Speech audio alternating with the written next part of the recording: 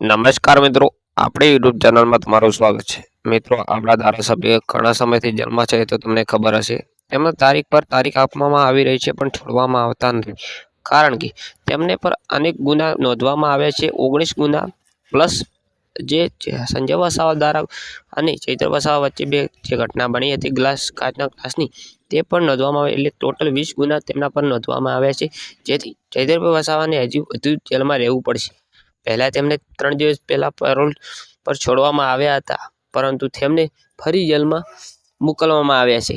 તે ધારાસભ્ય હતા તેના માટે છોડવામાં આવ્યા હતા, નકર છોડવા ના આવત ચૈત્રભાઈને, કારણ કે તેમને સંજય વસાવા દ્વારા અને મનસુખ વસાવા દ્વારા અનેક શબ્દો કહેવામાં આવ્યા છે અને તેમના દ્વારા ફસાવવામાં આવ્યા છે.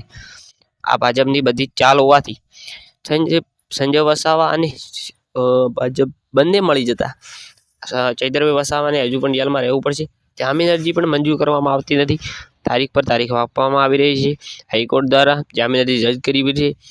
એ અનેકવાર રદ કરવામાં આવે છે, 1-2 વખત રદ કરવામાં નથી આવતી, ને આ વખતે હાઈકોર્ટ દ્વારા પણ તારીખ આપવામાં આવી નથી.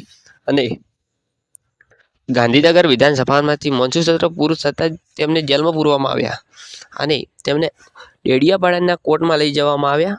અને ગોપાલ ઇટાલિયા દ્વારા અનેક પ્રયાસો કરવામાં આવી રહ્યા છે, જેથી આપણે ચૈત્રભાઈ વસાવા જલ્દી જેલમાંથી બહાર આવી જશે.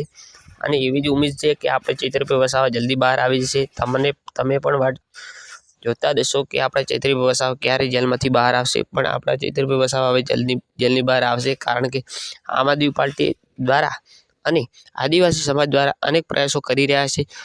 તેમાં નિરંજ વસાવા છે, ગોપાલ ઇટાલિયા છે, ઈશુદાન ગઢવી છે, તેવા અનેક પ્રયાસો કરીને આપણા ચૈત્રભાઈ વસાવાને જેલમાંથી બહાર લાવશે. આંદોલન પણ કરશે, જેથી ચૈત્રભાઈ વસાવા જલ્દી બહાર આવી જશે.